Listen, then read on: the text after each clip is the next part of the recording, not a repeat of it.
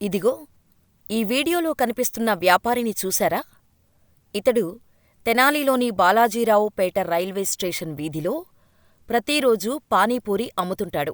సాదాసీదా జీవితం. తన పని తాను చేసుకునే వ్యక్తి. కాని ఓ రోజు తన జీవితాన్నే మార్చేసింది. తన పేరును ప్రపంచానికి తెలిసేలా చేసింది. తను ఇంట్లో ఉన్న సమయంలో అక్కడకు కొందరు అధికారులు వెతుక్కుంటూ వచ్చారు. ఇంటికి వచ్చిన వారిని చూసి చాలా కంగారుపడ్డాడు. కాని తీరా ఆ అధికారులు వచ్చి నవ్వుతూ ఓ ఆహ్వానపత్రిక ఆయన చేతిలో పెట్టి కంగ్రాట్స్ అన్నారు. అది చూసిన ఆ వ్యక్తి ఒక్కసారిగా షాకయ్యాడు. అసలు ఆ వ్యాపారిని వెతుక్కుంటూ ఆ అధికారులు ఎందుకు వచ్చారు? ఆ చిన్న వ్యాపారి పానీపూరీ వ్యాపారం కాకుండా ఏం చేసేవాడు? అధికారులు తీసుకువచ్చిన లెటర్లో ఏముంది తెలుసుకుందాం. అది గుంటూరు జిల్లా తెనాలిలోని బాలాజీరావు పేట.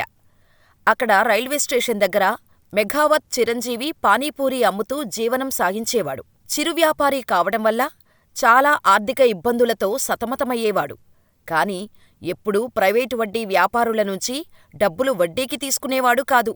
తనకు డబ్బు అవసరమైనప్పుడల్లా మెప్మా సంస్థ ఇప్పించే బ్యాంకు రుణాలనే తీసుకునేవాడు.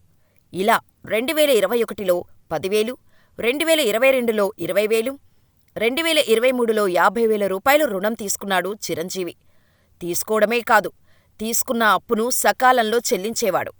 ఇలా చిరంజీవి తెనాలి మెప్మాలో మంచి పేరు సంపాదించుకున్నాడు. దేశంలో పెద్ద పెద్ద వ్యాపారులు బ్యాంకుల నుంచి రుణాలు తీసుకొని ఎగ్గొడుతుంటే చిరంజీవి మాత్రం తన వ్యాపారాభివృద్ధికి దోహదం చేస్తున్న బ్యాంకులకు సకాలంలో రుణం చెల్లించటం చిరంజీవిని బ్యాంకధికారులు మెచ్చుకునేవారు. ఇలా ఉండగానే ఒకరోజు తెనాలి పోస్టాఫీస్ అధికారులు చిరంజీవిని వెతుక్కుంటూ వచ్చారు. తనకోసం ఎవరు వచ్చారా అని చాలా కంగారుపడ్డాడు చిరంజీవి. వచ్చిన అధికారులు పోస్టాఫీసు నుండి వచ్చారని గ్రహించాడు.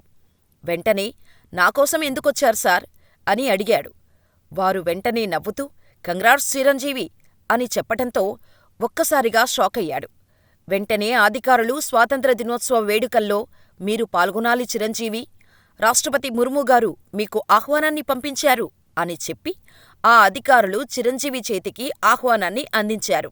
వెంటనే సార్, నాకే ఎందుకు ఈ ఆహ్వానం అందింది అని అడిగాడు.